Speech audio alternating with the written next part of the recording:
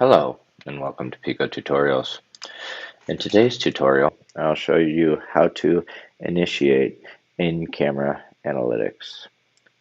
What you'll need to do is you'll need to find an associated camera that you'd like to create the in-camera analytics on.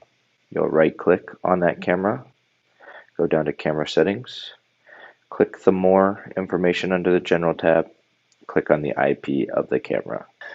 You'll go into Setup, you'll go over to Event. You can go down to Motion Detection,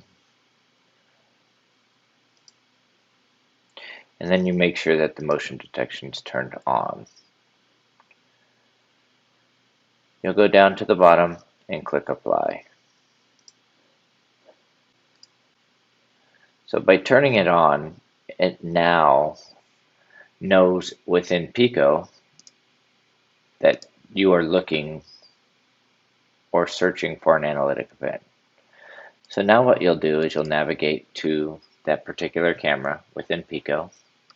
You'll right click on the screen, go to Camera Rules. You can now add a rule and you can choose the event. Every rule within Piko is an if this then that statement. So what we're going to do is we're going to go down to an analytic event. We're going to select the camera that we're looking for. So I'll go down to Sonk and select that camera.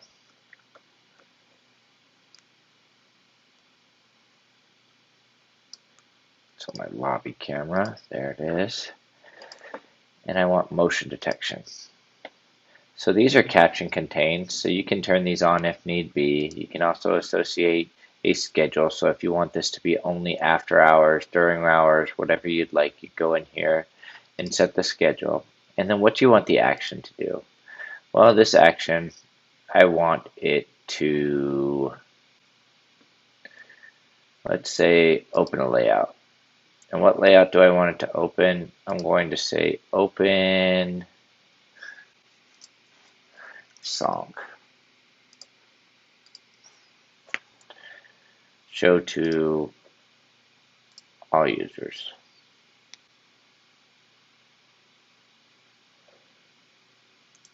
I'm only going to go admins just so it doesn't show to all users. Apply. Okay.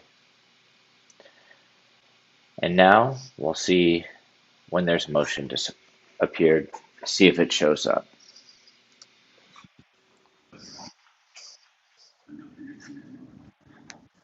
As you can see in the bottom right hand corner when I walk into the room, it will show up. Thank you for watching Piko Tutorials.